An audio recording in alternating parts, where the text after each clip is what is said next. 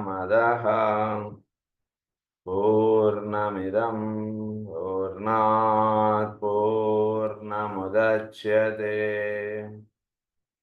పూర్ణస్య పూర్ణమాదాయ పూర్ణమేవావశిష్యతే.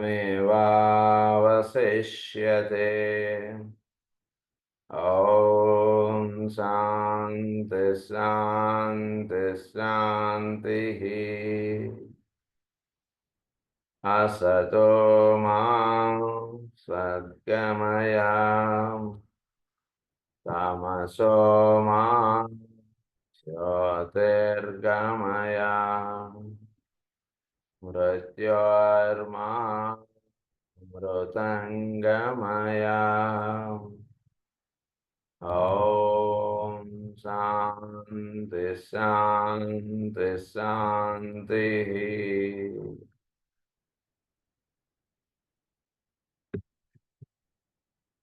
ఎస్ట్రాటజిక్ ఆస్ట్రాలజీలో మనం sacred and non sacred planets గురించి మనం చదువుకుంటూ ఉన్నాం.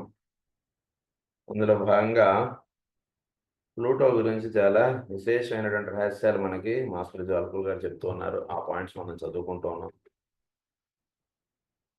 దాని యొక్క ఫర్దర్ కంటిన్యూషన్ ఈరోజు మనం చదువుకుందాం. It is only in the present cycle that the sun and moon will certain planets and are the exoteric symbols for certain esoteric forces.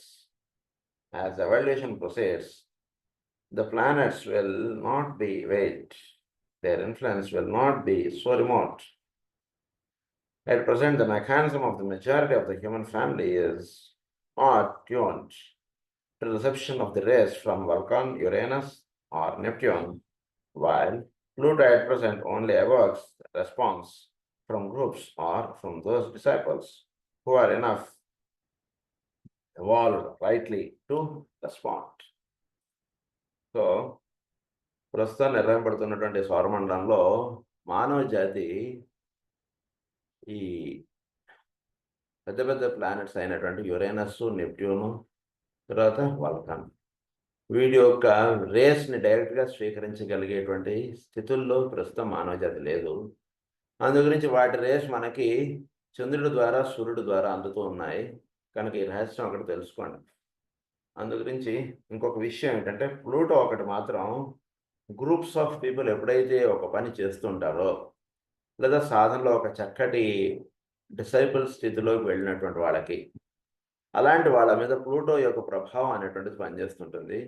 మిగిలిన వాళ్ళ మీద పెద్దగా ప్లూటో యొక్క ప్రభావం ఏముంటుంది అంటే, where there is group of people involved or where a group of people addresses a thing, there you can find the Pluto influences.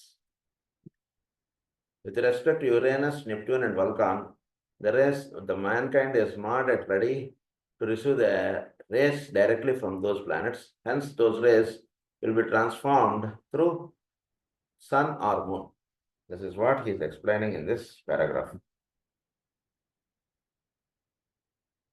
Response from groups are from those disciples who are enough evolved rightly to respond. The three veiled planets, Vulcan, Uranus, and Neptune, are all sacred planets embodying first, seventh, and sixth ray energies. ఈ మూడిట్లో కూడా Vulcan, Uranus, Neptune ఈ మూడిటి ద్వారా మనకి 3 race అంటే first ray, 7th ray and 6th ray. Vulcan ద్వారా first రే energy వస్తుంది, Uranus ద్వారా 7th రే ఎనర్జీ వస్తుంది, నెప్ట్యూన్ ద్వారా 6th రే ఎనర్జీస్ అనేటువంటివి మనకి అందుతూ ఉన్నాయి. Vulcan is never an exoteric ruler and only comes into real activity when a man is on the path. While ఎవరైతే కనుక చక్కగా మనకి ది పాత్ అనేటువంటి విషయంగా మనం ఏదైతే చెప్పుకున్నామో, ఆ పాత్లోకి ఎవడైతే చక్కగా వెళ్ళి ప్రయాణిస్తూ ఉన్నాడో, అంటే యాక్సెప్టెడ్ డిసైపుల్ పైన యాక్సెప్టెడ్ డిసైపుల్ అనుకోవచ్చు మనం, ఆ స్థితికి వెళ్ళినటువంటి వాళ్ళకి డైరెక్ట్గా Vulcan show it's impact as exoteric. There is no exoteric ruling of that planet. Exoteric గా మన యొక్క భౌతికమైనటువంటి జీవితంలో వల్కాన్ ప్రభావం ఏమీ ఉండదు. సాధన చక్కగా చేసుకుంటున్నటువంటి వాళ్ళకి, అంతర్ముఖ సాధన బాగా చేసుకుంటున్నటువంటి వాడికి, చక్కగా వీళ్ళు ఇంద్రగ్రంథి వరుణ గ్రంథి విచ్చుకున్నటువంటి వాడికి వల్కాన్ విల్ లీడ్ ఫర్దర్. కనుక వల్కాన్ అందు గురించి ఎక్స్ట్రాట్రిక్గా మీకు ఎక్కడ కూడా హారోస్కోప్ వేసుకున్నప్పుడు మనకు వల్కాన్ ఏం పెద్దగా మనం దాని యొక్క ప్రభావాలు ఏమి మనం స్వీకరించాం.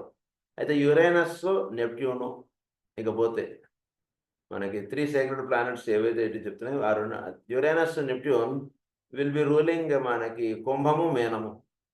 కుంభము, మీనము అనగానే కుంభం ఏ స్థితి అందిస్తుందో ఒకసారి మీరు అవగాహనలో తెచ్చుకోండి. అలాగే మీనము ఏ స్థితి అందిస్తుందో కుంభము కన్నా మీనం అనేటువంటిది ఇంకా హయ్యెస్ట్. ఆ స్థితులు అందివ్వడానికి యురేనస్, నెప్ట్యూన్ ప్రధానంగా భూమి మీద వర్తిస్తూ ఉన్నాయి. అంటే చెప్పకనే చెప్తున్నటువంటి విషయం ఏంటంటే, ఎవరైతే బాగా చక్కటి సాధనలో నిమగ్నమే ఉంటూ ఉంటారో, ఎవడైతే యూనివర్సల్ సర్వర్గా తయారై ఉన్నటువంటి వాడు ఉన్నాడో, మామూలు సేవా భావం, మామూలు సేవా సంస్థలు వీటికి సంబంధించినటువంటి ప్లానెట్ కాదు యురేనస్. చక్కటి సేవ, ఎవరిని చూసినా సరే పరిపూర్ణమైనటువంటి ప్రేమ కలిగి వాడికి సేవ చేయడం అటువంటిదిగా ఉంటూ ఉంటాడు. వాడి మీద యురేనస్ డైరెక్ట్ రేస్ పనిచేస్తుంటాయి. ఇక నెక్స్ట్ ఇస్ యురేనస్ వరల్డ్ సేవియర్గా తయారవుతున్నటువంటి వాడికి టీచింగ్స్ అటువంటివి అందించడానికి నెప్ట్యూన్ పనిచేస్తుంది. అది సో యురేనస్, నెప్ట్యూన్ ఆ రకంగా 11th and 12th హౌసెస్లో ఈ వీటి యొక్క ఇంపాక్ట్స్ అనేటువంటివి ఉంటాయి అటువంటి విషయంగా చెప్పారు. సో ప్రతి హౌస్కి కూడా ఒక ఇంపార్టెన్స్ ఉంది మనకి ఈ 12 హౌసెస్లో. సో ఈ 12 హౌసెస్ కూడా 12 ఆర్మ్స్గా మనకి చెప్పారు సాధనలో ఉన్నటువంటి వాడికి. అంటే ప్రతి హౌస్ కూడా వాడి మీద ఒక ప్రభావం అంటుండే ఇస్తుంది.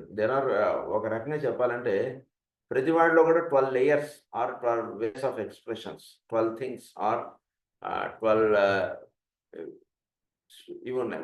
ప్రతి వాళ్ళు కూడా 12 దశలు లేదా 12 విషయములు ప్రతి వాడి ద్వారా ఎక్స్ప్రెస్ అవుతుంటాయి. సో తనని తానుగా సూచించబడేటువంటిది ఫస్ట్. ఇలా మొత్తం 12 ఈ రకంగా ఉన్నాయి మనకి. సో ఈ 12 రాసులు కూడా 12 హౌసెస్గా మనం చెప్తాం. 12 హౌసెస్ కూడా వాడి యొక్క 12 ఎక్స్ప్రెషన్స్ ఆఫ్ వన్ ఈ రకంగా తెలుసుకోండి.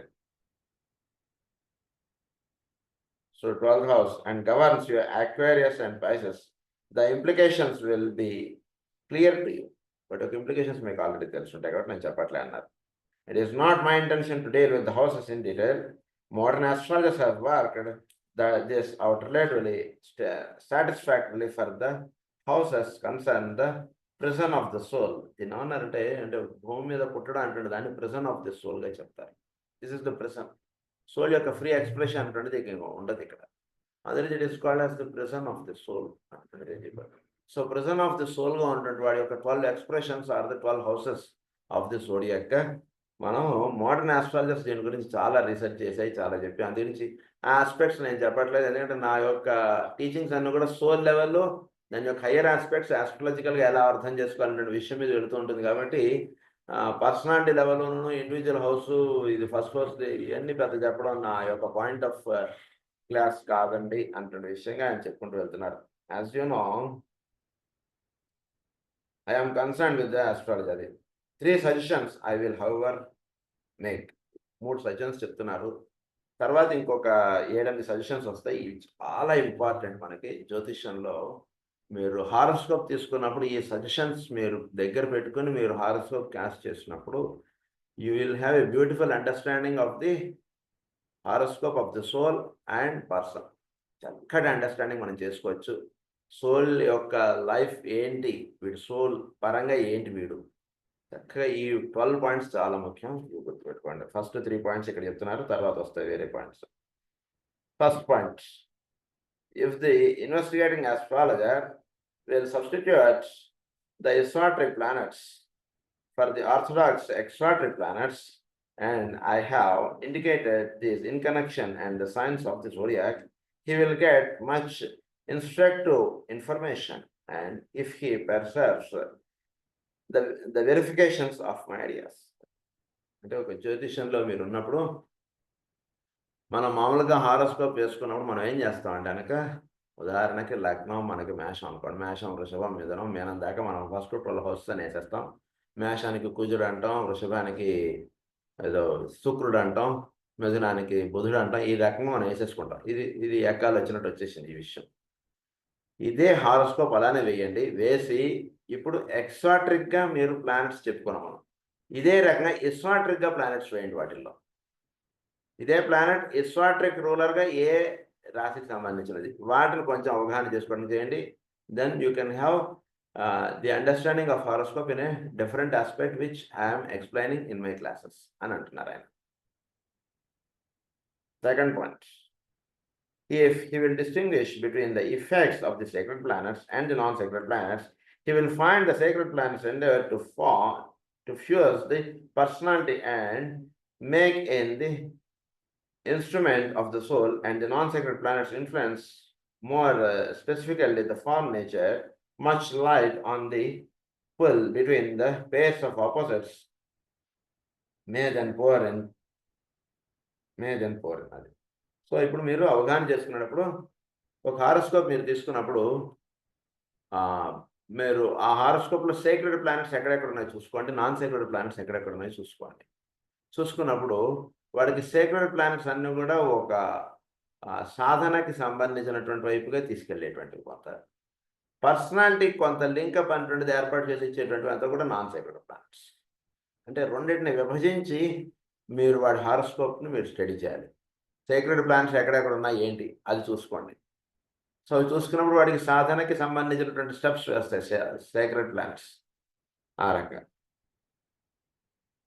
తర్వాత sacred to fuse the personality and make it the instrument of the soul, and the non sacred planets influence more specifically the form nature, much light on the pull between the pairs of opposites may then pour in. అది form నేచర్కి సంబంధించినటువంటి pull అంతా కూడా అంటే భౌతికమైనటువంటి విషయాలు, వీటికి సంబంధించినటువంటివన్నీ కూడా నాన్ సేక్రెడ్ ప్లానెట్స్ ఎక్కువ ఇన్స్ట్రక్ట్ చేస్తుంటాయి. సేక్రెడ్ ప్లానెట్స్ అన్నీ కూడా వీడికి పర్సనాలిటీని, సోల్ ఏ రకంగా లింకప్ చేద్దాం, ఏ రకంగా వీడిని సాధన కూర్చోబెడదాం, ఏ రకంగా వీడి ప్రేరు కూర్చోబెడదాం, ఏ రకంగా వీడిని గుడికి పట్టుకెళ్దాం, ఏ రకంగా 10 మందికి ఒక మంచి పని చేయించుదాం వీడి చేత, ఇటువంటి వైపుగా తీసుకెళ్లేటువంటివి సేక్రెడ్ ప్లానెట్స్ వీడి హారోస్కోప్లో. కనుక వీడి హారోస్కోప్ని ఈ పాయింట్ ఆఫ్ ప్లానింగ్, ఈ పాయింట్ ఆఫ్ అప్రోచ్గా రెండింటిగా డివైడ్ చేసి మీరు స్టడీ చేయండి. It is the second instruction, that is what master జాల్పూర్ గారు is giving. Third instruction, if he will study the fluid area where the planets veiled by the sun and moon come into play, and will realize that he must decide. Fluid area అంటున్నది ఒకటి వస్తుంది. అంటే వీడు మంచి సాధకుడా, కేవలం వీడు ఒక average బీయింగ్గా? కొంచెం ఈ పాయింట్ గురించి ఎక్కువ ఎక్స్ప్లెయిన్ చేసుకోగలం మనం. మంచి సాధకుడు వేరు, ఏదో మామూలుగా పూజ చేసుకున్నాడు వాడు వేరండి. ఇక్కడ ఈ పాయింట్ ఆఫ్ అండర్స్టాండింగ్, ఒక మంచి సాధకుడు అనుకోండి, that is called the fluid area. అక్కడ మీరు డిసైడ్ చేయండి వాడు ఒక మంచి సాధకుడా లేదా ఒక మామూలు వాడా అటువంటిది డిసైడ్ చేసుకున్న తర్వాత నెక్స్ట్ ఏం చేయాలంటే సన్ను మూన్ వాడి హారోస్కోప్స్లో ఎక్కడున్నాయో మీరు పట్టుకోండి. సన్ను మూన్ పట్టుకున్న తర్వాత నెక్స్ట్ మీరు స్టడీ చేయాల్సింది ఏంటంటే ఆ ఆస్పెక్ట్స్లో వాడి హారోస్కోప్లో సన్ ప్రభావం చూపుతుందా లేదా సన్న ద్వారా యురేనస్ ప్రభావం చూపుతున్నాడా, ఈ పాయింట్ మీరు పట్టుకోండి అని చెప్తున్నారు. మీకు ఈ పాయింట్స్ మీకు జ్వాల్పూర్ గారి పుస్తకాల్లో చెప్తే బయట ఎక్కడా దొరకదు. అసలు అది గురించి బాగా ఇది జాగ్రత్తగా గుర్తుపెట్టుకోవాలి. మనం మూన్ ఆస్పెక్ట్ స్టడీ చేస్తున్నప్పుడు అక్కడ మూన్ పనిచేస్తున్నాడా, మూన్ ద్వారా నెప్ట్యూన్ పనిచేస్తున్నాడా స్టడీ చేయండి అని చెప్తున్నారు ఆయన. It is what he instructing. Sun and moon come into play and will realize that he must decide from the study of the chart of the subject and any knowledge he may have, what is the point in evolution reached, and which of the three veiled planets in the ruler he will get much intuitive understanding. He will find himself able to throw much light upon the problem of the probationary disciple when considering the exoteric rulers, and upon the problems of disciples when dealing with the esoteric rulers. So esoteric rulers, esoteric rulers వీటిగా మీరు study చేస్తున్నప్పుడు ఈ aspects ఒకటి దృష్టిలో పెట్టుకోండి. So from the study of the chart of the subject and any knowledge he may have, what is the point in evolution reached, and which of the three veiled planets is the ruler, he will get much into to understand. ఈ veiled planets ఏవైతే ఉన్నాయో so వీటిలో ఏది ప్రభావం చూపుతోంది వీడి మీద అన్నటువంటి పాయింట్లో మీరు స్టడీ చేయడం అటువంటిది చేయండి. యురేనస్ వీడి హారోస్కోప్ మీద ప్రభావం చూపుతుందా లేదా? సో సన్ యొక్క పొజిషన్ అది చూసుకోండి జాగ్రత్తగా. సన్ ద్వారా యురేనస్ పనిచేస్తున్నాడు, మూన్ ద్వారా నెప్ట్యూన్ పనిచేస్తున్నాడు. వల్కాన్ యొక్క ప్రభావం వీడి హారోస్కోప్లో ఏమైనా ఉందా? ఇవి కొంచెం జాగ్రత్తగా స్టడీ చేసుకోండి.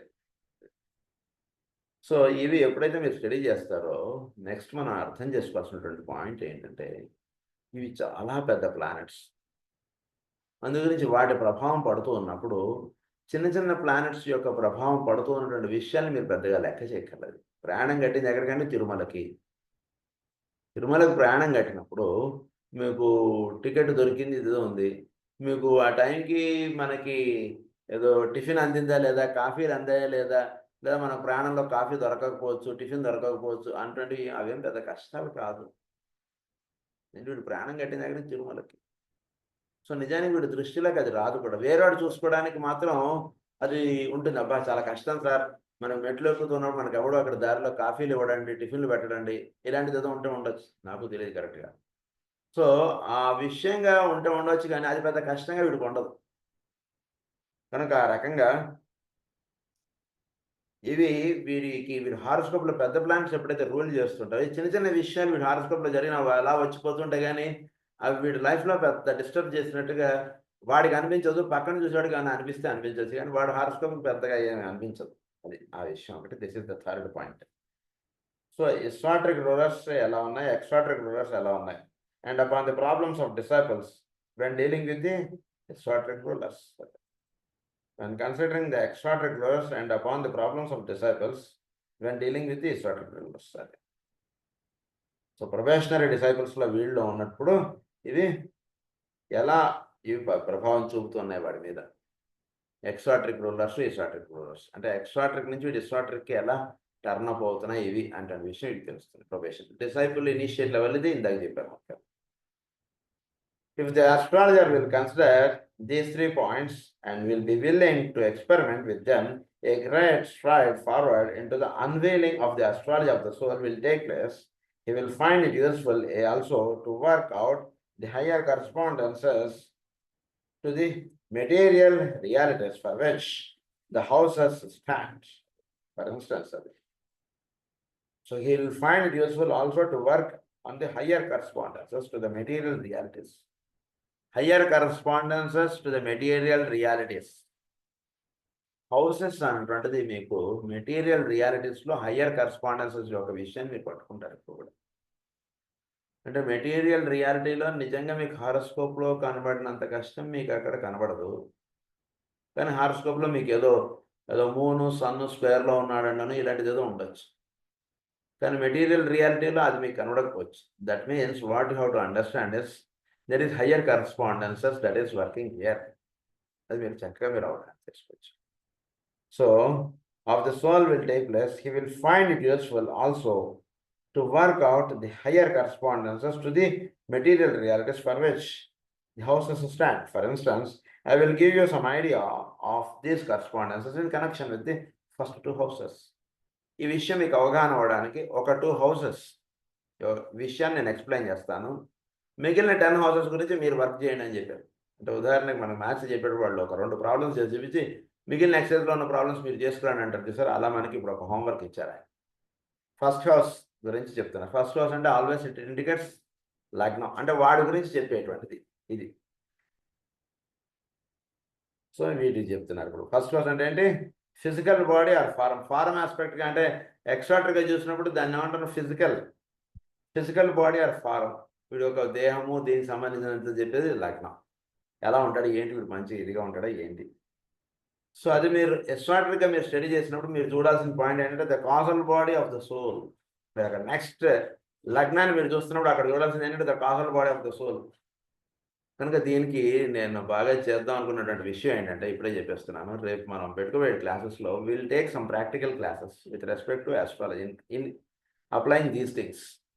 సో ఒక హారోస్కోప్ తీసుకుని మనం అక్కడ మనం వర్కౌట్ చేయడానికి మనం ట్రై చేస్తాం. అంటే మామూలుగా ఎక్స్ట్రాట్రిక్గా వేసి చూసుకోవాలి, ఎస్ట్రాట్రిక్గా వాడి సాధన ఏమిటి అనేటువంటిది వేసి చూసుకున్నాం అంటే క్లాసెస్లో. మార్చిలో మనం పెట్టుకునేటువంటి క్లాసెస్లో ఈ ఐడియాస్లో మనం దీన్ని మనం చెప్పుకోవడానికి మనం ప్రయత్నం చేద్దాం. ఇక్కడ చెప్తున్నటువంటి విషయం ఏంటంటే, మీరు హారోస్కోప్ వేసుకున్నప్పుడు వాడి యొక్క ఫిజికల్ ఆస్పెక్ట్, వాడికి ఏమిటి, ఈ ఆస్పెక్ట్స్ వాడి గురించి చెప్పేటువంటిదంతా ఉంటుంది. మీరు హిస్టారిక్‌గా హారోస్కోప్ స్టడీ చేద్దాం అనుకున్నప్పుడు you will find the causal body of the soul. అది మీరు స్టడీ చేస్తారు అక్కడ వాడిది. నెక్స్ట్ పాయింట్ ఏంటంటే అపియరెన్స్ ఆర్ మేనిఫెస్టేషన్. వాడి అపియరెన్స్ ఎలా ఉంది, వాడు చక్కగా ఉన్నాడు, వాడికి లగ్నంలో ఉదాహరణకు వాడేదో ఇదనుకోండి, వృషభరాశి వాడికి లగ్నంలో శుక్రుడు ఉన్నాడు అనుకోండి, మంచి స్త్రీలు అనుకోండి, అలా ఒక చక్కటి మీరు ఒక పిక్చర్ వచ్చేస్తుంది. అదే మేన రాశి వాళ్ళ లగ్నంలో శుక్రుడు ఉన్నాడు అనుకోండి, దాన్ని బట్టి మీరు వాడు ఈ రకంగా ఉంటాడనేటువంటి పిక్చర్ వేసేస్తారు మీకు. వాళ్ళ కళ్ళు చాలా చక్కగా ఉంటాయి, అలా ఉంటారు మేన లగ్నం వాళ్ళ కళ్ళు. సో అలా మీకు ఒక పిక్చర్ అనేటువంటిది ఫిజికల్ ఆస్పెక్ట్కి చెప్పేటువంటిదంతా కూడా ఎక్సాట్రిక్ ఆస్ట్రాలజీ. నెక్స్ట్ అదే పాయింట్ మీకు ఎక్సాట్రిక్గా ఎలా చూడాలనే విషయం చెప్తున్నారు ఆయన. The emergence of the soul, soul యొక్క ఎక్స్ప్రెషన్ ఎలా ఉంది, the emergence of the soul అన్నారు. దాన్ని మీకు లగ్నం సూచిస్తుంటుంది అనమాట, the emergence of the soul అన్నారు. తర్వాత first indicates the head brain. ఇక్కడ చూసేటికి ద హెడ్ సెంటర్. వీడికి లగ్నం ఏం సూచిస్తుందంటే వీడి యొక్క శిరోభాగం ఇవన్నీ వీడికి చూపిస్తుంది. ఫస్ట్ హౌస్ వాడిది. తర్వాత ఇక్కడికి వచ్చేటికి వాడి యొక్క హెడ్ సెంటర్ ఎలా ఉంది అంటే మేషాన్ని మీరు కన్సిడర్ చేసుకుని మనం వెళ్తున్నాం. నెక్స్ట్ వీడి యొక్క పర్సనల్ యాక్టివిటీ ఎలా ఉంది అనేటువంటిది వాడి యొక్క ఎక్స్ట్రాటర్గా చెప్తే, వాడి యొక్క సోల్ ఎక్స్ప్రెషన్ ఎలా ఉంది అనేటువంటిది ఎక్స్ట్రాటర్గా చెప్తాం. తర్వాత వాడి మేనరిజమ్స్, వాడి యొక్క విధానం, ఇదంతా కూడా వాడి యొక్క స్వభావం, దీని గురించి అంత చెప్పేటువంటిది ఈ రకంలో ఉంటే, అక్కడ రే టైప్స్ అండ్ క్వాలిటీస్ వీటిలో 6th రే అంటున్నది పనిచేస్తుంది కాబట్టి వీడు ఈ రకంగా ఉంటాడండి అంటున్న విషయంగా చెప్తారు. సో అంటే దీన్ని ఎలా అవగాహన చేసుకోవచ్చు అంటే, ఉదాహరణకు మేషంలో కుజుడు ఉన్నాడు. కుజుడు ఉన్నటువంటి వాడు సామాన్యుడికి ఎలా ఉంటుంది, సామాన్యుడు వాడు ఎలా ఉంటాడంటే చాలా కోపం, ఇష్టం వచ్చినప్పుడు వాడు ఇదిగా ఉండడం, వాడు ఎవరిని కేర్ చేయకపోవడం, బండి నడిపితే చాలా స్పీడ్గా నడిపేసేవాడుగా ఉండడం, చాలా తల పొగరంటారు చూస్తారా, అలా ఉంటాడు వాడు. వాడిని కేర్ చేయవాడు చాలా, నేను అన్నదే జరగాలంటాడు. వాడు అనుకున్న దాంట్లో వాడు వెళ్ళిపోతుంటాడు అంతే, ఎవరిని ఆగడు, దేనికి చేయడు, అలా ఉంటాడు వాడు. Mars and Aries. అదే సేమ్ వాడు ఒక మంచి సాధకుడు అయ్యాడు. అదే పాయింట్ మీకు ఇక్కడ ఎలా కనబడుతుందంటే కనుక, may belong to, if he belongs to first ray, వాడి ఎక్స్ప్రెషన్ ఎలా ఉంటుంది అంటే, వాడు ఫస్ట్ రే వాడు కాబట్టి ఫస్ట్ వీడిలో ఉండకూడదంతా టక్కగా తీసేయడానికి వాడు ఇచ్చేసేస్తాడు. మంచి సాధకుడు అనుకోండి, మంచి గురువు అనుకోండి, ఇంకా మీరు జాగ్రత్త చెప్పండి, సాధకుడు అనడం కన్నా గురువు అనుకోండి. ఆ గురువు దగ్గర నుండి చేరినటువంటి శిష్యుల్ని ఆ గురువు ఏం చేస్తాడంటే, వాళ్ళలో ఒక ఫస్ట్ రే వాడైతే ఆయనకు ఒక మంచి శిక్షణ అటువంటిది ఇచ్చేస్తాడు, చాలా కఠినమైనటువంటి శిక్షణ ఇచ్చేస్తాడు. ఆ శిష్యుడి యొక్క కాజల్ బాడీను, వాడి యొక్క సోల్ ఆస్పెక్ట్స్ని చక్కటి ఇంటిగ్రేటెడ్ ఆస్పెక్ట్స్లోకి చక్కగా వాడు బిల్డప్ చేసి అందించేస్తాడు. వాటిలో ఉండకూడనటువంటి లక్షణాలన్నీ కూడా తుంచి అవతల పడేసేటటువంటి విధానాన్ని లైఫ్ వాడికి అందించేస్తాడు. అంటే ఏంటంటే వాడికి ఎక్కడ కూడా ఈ బ్యాడ్ బిహేవియర్స్, టైం వేస్టింగ్స్ ఇలాంటివి ఏమి ఉండదు. ఒక బ్రహ్మాండమైనటువంటి టైం టేబుల్ వాడికి డిజైన్ చేసి పెట్టేస్తాడు. వాడికి గురువు దగ్గర జీవించడం అంటే కొంచెం కష్టంగా ఉంటుంది. ఎందుకంటే మేషంలో కుజుడుగా మామూలుగా చెప్పినప్పుడు అబ్బా గురువు గారికి చాలా కోపం సార్ అంటారు. అదే మీరు ఎస్టార్టర్గా మీరు అవగాహన చేసుకున్నప్పుడు he belongs to first ray. So first ray వాడు ఏం చేస్తాడు, వీడికి ఇంతకుముందు అన్నదంతా తీసేసి ఒక కొత్త విధానాన్ని, ఒక డైరెక్ట్ పరమగురువుతో వీడికి అనుసంధానం ఏర్పాటు చేసి పెట్టేస్తాడు. That is what the first ray. అదే మీరు ఇలా ఒక్కొక్కరేది మీరు అవగాహన చేసుకుంటూ వెళ్ళండి. So you will have the beautiful understanding of the horoscope. So ఎక్స్ట్రాటర్గా మీరు అలా అవగాహన అవుతుంటుంది. ఎక్స్ట్రాటర్గా ఇలా చెప్తుంటాం అనమాట. అబ్బాయి ఆయన కోపం ఎక్కువ సార్, ఇలా ఏదో మాట్లాడిస్తుంటాం. లేదా ఇలా వెళ్ళినప్పుడు suppose if you belongs to second రే వాడు మేషంలో ఉన్నటువంటి వాడికి ఏం చేస్తాడు, వాడు మేషంలో కుజుడు ఉన్నాడు అనుకోండి, ఊరిమే సెకండ్ రే వాడు, ఈ బిలాంగ్స్ టు సెకండ్ రే వాడు ఏం చేస్తాడంటే మేషంలో కుజుడు ఉన్నాడు అనుకోండి, వాడు మేషం అంటే ఏంటి, వాడిలో విల్ ఆస్పెక్ట్స్ ఇవన్నీ కూడా అవగాహనలోకి తెచ్చేటువంటి వాడు. అందులో కుజుడు ఉన్నాడు. కుజుడు ఏం చేస్తాడు, భౌతికత్వం అంటున్న దాన్ని తీసుకొచ్చి అందించేటువంటి వాడు. భౌతికమైనటువంటి స్వరూపం, భౌతికమైనటువంటి విషయాల్ని వీడి చక్కగా సృష్టి యొక్క నిర్మాణము, దీనికి సంబంధించినంత చేసేవాడు కుజుడు. సో నా if the person belongs to secondary, వాడు ఎలా ఉంటాడు, వాడు జీవుల మీద పరిపూర్ణమైనటువంటి ప్రేమతోటి వాళ్ళకి పరమాత్మ యొక్క సంకల్పం అన్నటువంటిది జీవుల్లో అంకురింపజేయడం అటువంటి కార్యక్రమంగా వాడు కలిగి ఉంటాడు. వాడు ఎంతటి అంటే కుజుడు ఏం చేస్తాడంటే ఎంతటి దీన్నైనా సరే వాడు ఛేదించుకుని ముందుకు వెళ్ళి వాడు జెండా పాతాడంట కొండ మీద. ఎంతటి కష్టం, వాడు వెళ్ళిపోతాడు, వెళ్ళిపోతాడు, ఎక్కడ ఆగడు అసలు. రెస్ట్ ఉండదు వాడి లైఫ్లో, అలా పనిచేస్తాడు కుజుడు. సో వీడు వాడిని అలా లాక్కిడిపోయి వాడిని పరమాత్మ యొక్క సంకల్పం అంటుండే జీవుల్లో అలా బీజాలుగా పెట్టేస్తాడు. అది ఆ రకంగా తీసుకొచ్చినప్పుడు అలా చేసేస్తారు. సో అలా ఒక్కొక్క రే ఆస్పెక్ట్గా మీరు వాడి యొక్క లగ్నాన్ని స్టడీ చేయడం అంటుంది మనం పెట్టుకోవాలి. That is what is instructing first house. Now second house చూసినప్పుడు ఎలా ఉండాలి.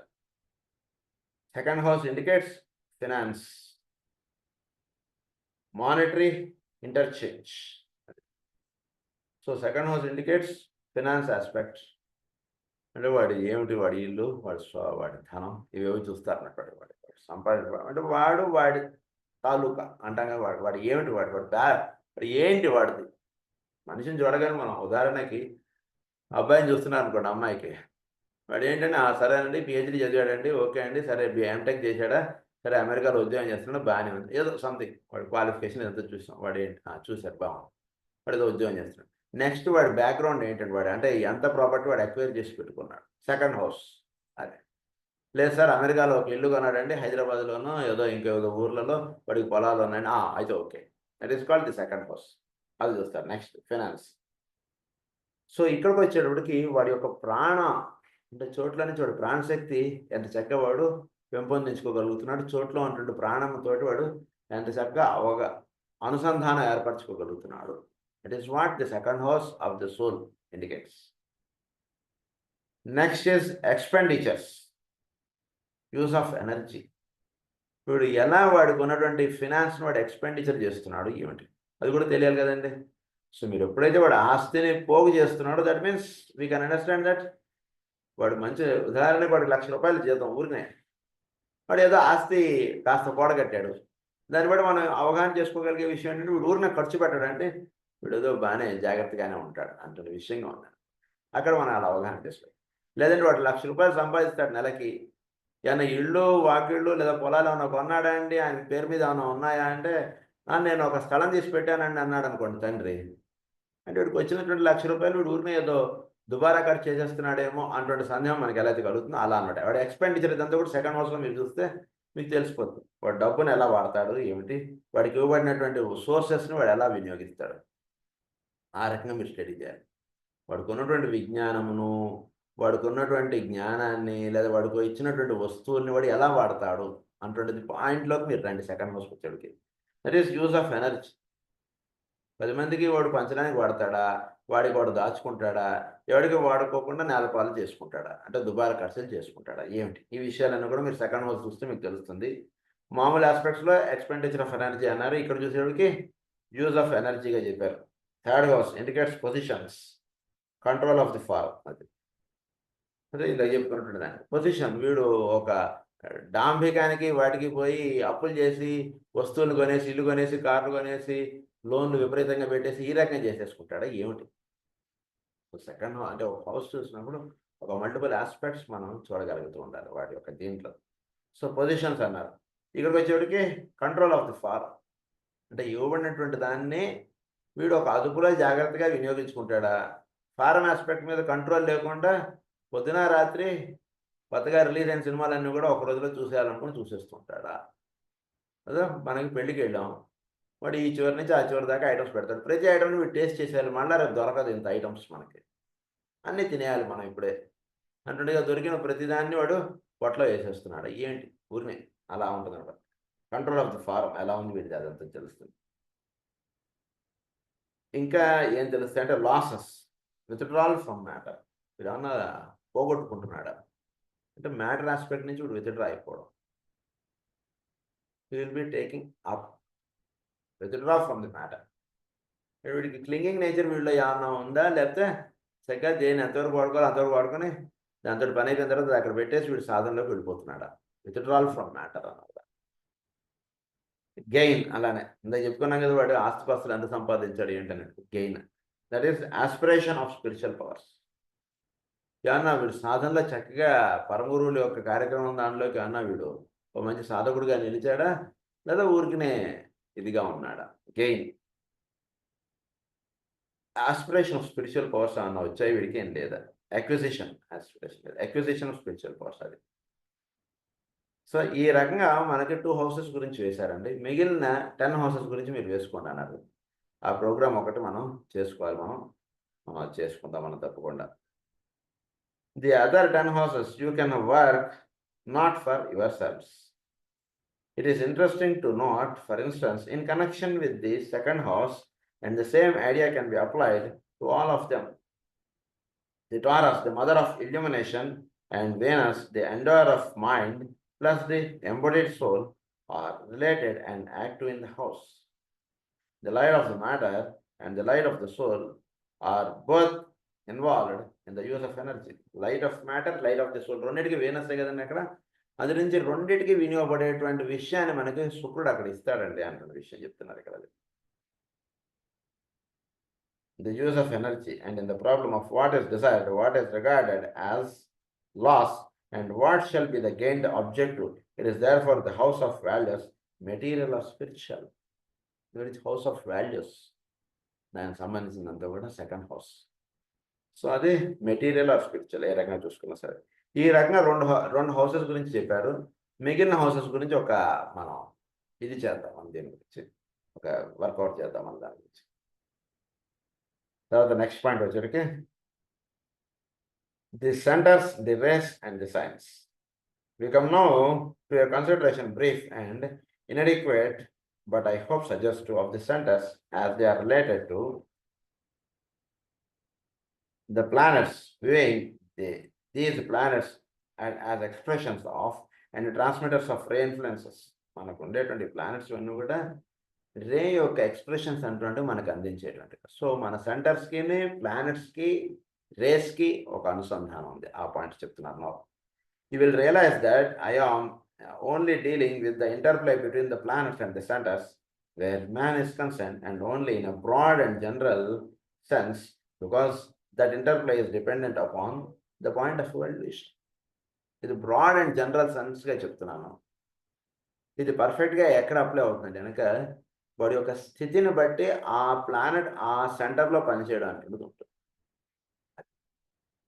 కనుక ఇది బ్రాడ్ అంటే జనరల్గా బ్రాడ్గా చెప్పేటువంటి హ్యాక్సన్ మీకు చెప్తున్నాను. దీన్ని కొంచెం కొందరిలో ఇది ఇలా డైరెక్ట్గా మనం తీసుకోవాలి. ఎందుకంటే కనుక వాడి యొక్క ఎందుకంటే first point is the point of evolution. వాళ్ళ పాయింట్ ఆఫ్ ఎవల్యూషన్ ఎలా ఉంది ఇది స్టడీ చేయండి first. So point of evolution where next second point whether the focus of the life is below the diaphragm, second is above the diaphragm in process of transference from the lower to the higher. వాడు ఎక్కడున్నాడు చూడండి. So focus of the life వాడిది ఎక్కడుందండి అంటే ఇంత ప్రవచనం చెప్పేసి వాడు ఎదురుగుండా నాన్నగారు క్లాసెస్లో చెప్తాడు సరే, ఎదురుగుండా కాఫీ పెట్టి వీడిని ప్రవచనం చెప్పమన్నారండి అన్నట్టుగా ఉందనుకోండి. మనం మంచి భోజనం ఏర్పాటు చేశాం సార్, నెక్స్ట్ క్లాస్ అవగానే అనగానే ఇందులో అక్కడ వంట నుంచి వాసనలు వస్తున్నాయి అనుకోండి, వీడి ప్రవచనం అంతా కూడా అటే పడిపోతుంది. అంటే ఇప్పుడు అక్కడ బొబ్బట్లు చేస్తున్నారా, పూర్ణం బూర్లు వేస్తున్నారా, దీని మీద గడిపోయింది దృష్టి. So that means his focus is below the diaphragm, not above the diaphragm. Class బ్రహ్మాండంగా చెప్పచ్చు, మీకు ఉపయోగం లేదు. Because his focus is below the diaphragm. వాడు ఫోకస్ అబౌవ్ ది డయాఫ్రమ్ ఉంటే దట్స్ డిఫరెంట్. చాలా చక్కటి ఒక చిన్న కథ చెప్తారు. గురువు గారి దగ్గరికి శిష్యులు చేరారు, వాళ్ళకి పాఠాలు చెప్తూ ఉన్నాడు ఆయన. సరే, గురుపత్ని గారు రోజు వాళ్ళకి భోజనాలు ఇవన్నీ ఏర్పాటు చేయడం ఇదంతా ఉంది. ఒక శిష్యుడు ఒకరోజు భోజనాన్ని కూర్చున్నప్పుడు గురువు గారితో అన్నట్టు, అమ్మగారు ఈరోజు నాకు భోజనంలో నెయ్యి వేయడం మర్చిపోయారండి అని అన్నట్టు. అవునారా, మర్చిపోయారా, ఉండి పిలుస్తారని చెప్పి నెయ్యి వేయించాడు. నెయ్యి వేయించారు, భోజనం చేసి చేయగొడుకున్న తర్వాత ఒక పాఠం చూడగానే, నాయన నీకు పాఠం చెప్పడం అయిపోయింది, ఇంకా నువ్వు బయలుదేరచ్చని చెప్పాడు. నేను నీ focus is below the diaphragm, not above the diaphragm. తెలుసుకోవాలి అంటే సింపుల్గా ఇట్లా పట్టుకుంటారు వాళ్ళని. అబౌవ్ ది డయాఫ్రమ్గా ఉన్నటువంటి వాడికి ఫోకస్ అట్టాడు. రోజు నెయ్యి వేయట్లేదు వాడికి, ఆ విషయం వాడికి తెలియలేదు. ఈరోజు తెలిసిందంటే దట్స్ ఆల్, ఫుల్ఫిల్ అయిపోయింది, నువ్వు బయలుదేరచ్చని చెప్పాడు. సో అలా మనం ఎదుటి వాటిని చూస్తున్నప్పుడు వాడిది బిలో ది డయాఫ్రమ్ ఉందా, అబౌవ్ ది డయాఫ్రమ్ ఉందా, అదొకటి పాయింట్ మీరు చూసుకోండి. లేదా ట్రాన్స్మిట్ అవుతున్నాయా, కింద నుంచి పైకి పెడుతున్నాయా ఎనర్జీస్, ఆ స్థితిలో ఉన్నాడా, ఎక్కడున్నాడు, ఈ 3 పాయింట్స్ ఒకటి చూసుకోండి అన్నారు. నెక్స్ట్ థర్డ్ పాయింట్ ఏమంటున్నారంటే the rays of the personality and the soul. వాడి యొక్క పర్సనాలిటీ ఏమిటి, వాడి యొక్క సోల్ రే ఏమిటి, ఇవి ఒకటి కొంచెం స్టడీ చేసుకోండి. Next the condition of the centres and whether they are awakening or as yet undisturbed. అవి ఇంకా నిద్రాస్థితిలో ఉన్నాయా, ఎప్పుడిప్పుడే వాటి కౌసల్య సుప్రజ రామ పాడుతున్నారా, లేదా చక్కగా స్నానం చేసుకుని చక్కగా 6 గంటల ప్రేయర్ కల్లా వచ్చి కూర్చున్నాయా, వాటిలో ఉన్నటువంటి సెంటర్స్ ఎలా ఉన్నాయి ఏంటి, ఇది ఒకటి. అంటే వాటి సెంటర్స్ అవేకెండ్గా ఉంటే ఆ ఫంక్షన్ యొక్క యాక్టివిటీ మీకు ఉంటుందండి. సింపుల్. మనం ఇంతదాకా వచ్చినప్పుడు ఇంక ఇవేంటి మనం డైరెక్ట్గా మనకు అవగాహనలోకి వచ్చేసారు. ఆ సెంటర్ యొక్క యాక్టివిటీ ప్రతి వాళ్ళలో 7 సెంటర్స్ ఉంటాయి, ఈ 6 సెంటర్స్. ఇవి ఉంటున్నప్పుడు అది వర్కింగ్లో ఉందా లేదా అది నిద్రాణ స్థితిలో ఉందా అంటే అది ఎలా తెలియబడుతుంటుంది మనకి అంటే కనుక, ఉదాహరణకు మూలాధారం చక్కగా పనిచేస్తూ ఉంటుంది. అంటే ప్రతి వాళ్ళలోనూ మూలాధార చక్రం పనిచేస్తుంది. అవేకెండ్గా ఉన్నటువంటి వాడికి ఒక్కొక్క చక్రంలో అక్కడ చక్కగా ఎనర్జీస్ ఫ్లో అవుతున్నాయి అనుకోండి. ఫ్లో అవుతున్నప్పుడు దాని యొక్క రెగ్యులర్ ఫంక్షన్స్ మాత్రమే కాకుండా దాని యొక్క పరిపూర్ణమైనటువంటి ఫంక్షన్స్ అన్నిట్లోనూ అది చక్కవాడు విచ్చుకుంటూ వస్తూ ఉంటాడు. వీటి గురించి కొంతవరకు అంటే ఈ సెంటర్స్లో ఎనర్జీస్ కింద ఉన్నప్పుడు ఎలా ఉంటూ ఉంటాడు, ఊర్ధగమనంగా వెళ్ళినప్పుడు ఎలా అవుతూ ఉంటాడు, ఈ రహస్యాలన్నీ కూడా మనం గతంలో చెప్పుకున్నాం. అందు గురించి మనం ప్రత్యేకంగా ఈ సెంటర్స్ మీద ఇప్పుడు మనం చెప్పుకోకర్లేదు. అంటే ఏంటంటే బేసిక్గా ఇప్పుడు ఒక ఎనర్జీస్ లోవర్ సెంటర్స్లో నుంచి హయ్యర్ సెంటర్స్లోకి వెళుతుందా లేదా, ఇవన్నీ జస్ట్ మీరు వంట బాగా చేసేటువంటి వాడు ఒక మెతుకు పట్టుకుని అన్నం ఉడికిందా లేదా ఎలా చెప్పేస్తారు. వీడికి అనాహతం విచ్చుకుందా లేదా, ఎస్. అంటే ప్రేమ అనేటువంటిది కేవలం అంటే ఫస్ట్ ప్రేమ పుట్టితే ప్రేమ డెఫినెట్గా ఉంటుంది, వాడు ఉంటుంది, డెఫినెట్గా ఉంటుంది. సో ప్రేమ confined to his own family or with his own son or wife or something, or is it extended to his relatives or friends or neighbors, or even to the unknown, or even to the other kingdoms? At what level it is? మీరు study చేసేయండి. వాడిని చూడగానే చక్కగా గురు పూజలకు రమ్మని పిలవండి. వాడు కూడా ఫస్ట్ టైం వచ్చాడు గురు పూజలకి, అరే ఇక్కడ వీడితో అన్నదానం ఏదో చేస్తున్నారు, వడ్డిస్తున్నాడు అని చెప్పి టక్కన వాడు వచ్చి గరిటె పట్టుకుంటాడు. ఎవడు చెప్పాడు వాడు గరిటె పట్టుకోమని? ఎవడు చెప్పలేదే. మరి టక్కన వాడు వచ్చి గరిటె పట్టుకుని నేను కూడా వడ్డించేస్తాను సార్ అని చెప్పి వడ్డించేస్తుంటాను అందరికి. సో మీరు కొంచెం వాడిని ఇలా పట్టుకుంటే మీకు తెలిసిపోతుంది, వీళ్ళు అనాథ చక్రం చక్కగా విచ్చుకుని సార్ అని చెప్పి మీరు వాడిని నెమ్మదిగా వాడితో మంచి స్నానం చేయండి, చక్కగా రోజు ప్రేయర్కి రానాయన లేదా చక్కగా ఇది చేయనైనా అంటున్న విషయం వాడికి చక్కగా అనిపించింది. ఇలా ఇంతే మహానుభావులు ఇట్లా పట్టుకుని చెప్పేస్తారు అంతే. ఇలా సింపుల్ థింగ్స్ మీరు వాడిని జస్ట్ మీరు కొంచెం స్టడీ చేస్తే వీళ్ళు ఏ సెంటర్స్ ఎలా విచ్చుకున్నాయండి అన్నటువంటి చెప్పేస్తారు. సో అలాగే విశుద్ధి విచ్చుకుంది అనుకోండి, అలా ఆజ్ఞ విచ్చుకుంది అనుకోండి, చక్కగా మీకు తెలిసిపోతుంది అది. ఇవన్నీ చక్కగా అలా మీరు వాటిలో సెంటర్స్ ఎలా విచ్చుకున్నా ఏంటి ఇవన్నీ మీరు స్టడీ చేసుకున్నారు. ఈ 4 పాయింట్స్ గుర్తుపెట్టుకుంటున్నారు. Only these generalisations are possible owing to the vastness of the subject and the immensity of detail in the world of effects. Another complications lies in the fact that though there are 7 major centers, there are 12 planets which, in time and place, condition the centers. It is the centers of initiates which are ruled only by the 7 sacred planets.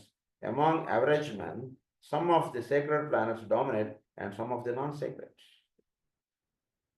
చక్కటి సాధకుల వాళ్ళు only 7 అంటే 12 constellations 7 sacred planets ద్వారా వీడు ఒక 7 centres మీద పనిచేస్తుంటారు. ఒక మంచి సాధకుడిలో మంచి ఇనిషియేట్ లెవెల్లో ఉంటుంది వాడికి. కొంత మామూలు వాళ్ళలో non sacred planets, sacred planets ఈ 2 పనిచేస్తుంటాయి. అది సగం ఇది సగం కాదు, ఇలా ఉంటుంది. In undeveloped man, the 5 non-sacred planets control with the head and heart centers under the rule of the 2 sacred planets, which planets being determined by the race of the soul and of the personality. మెయిన్గా ఒక average బీయింగ్లో 5 non-sacred planets ఉన్ను head heart center ఈ 2 మాత్రం 2 sacred planets చేత పనిచేయబడుతుంటాయి. అది వాడి యొక్క రే టైప్ని బట్టి అవి ప్రభావం చూపడం అనేది ఉంటుంది. As the ray type does not emerge until there is some measure of advanced development, it will be obvious to you that the theme is thereby complicated still further, that dogmatic assertions are not possible until such time as the astrologer is sure of the 2 major rays of the subject. Certain basic assertions can nevertheless be made. అంటే మామూలుగా ప్రతి వాళ్ళలోనూ head heart 2 function అవుతుంటేనే వాడు ఉండగలుగుతుంటాడు. That is no doubt. అయితే ఇక్కడ చెప్పబడుతున్నటువంటి విషయం ఏంటంటే వాడి యొక్క హారోస్కోప్ మీరు చూస్తున్నప్పుడు వాటిలో సేక్రెడ్ ప్లానెట్స్ 2 ప్రధానంగా ఈ కార్యక్రమం నిర్వహణలో నిమగ్నంగా ఉంటాయి. సో దాని యందు బాగా దృష్టి కలిగినటువంటి వాడికి ఏ ప్లానెట్స్ ఇక్కడ పనిచేస్తున్నటువంటి విషయం తెలుస్తుంది. మిగిలిన వాళ్ళలో ఏంటంటే బేసిక్గా ఈ పని చేస్తుంటే వాడికి ఫంక్షనాలిటీకి ఇబ్బంది పెట్టకుండా నడిచిపోతుంది అంతే, అంతమించి ఇంకెక్కువ ఉండదు వాడు. సో వాడి యొక్క దీన్ని బట్టి మనం ఈ పాయింట్ని పెట్టుకోవచ్చు. thereby complicated still further. The role of the two sacred planets, which planets being determined by the race of the soul and of the personality.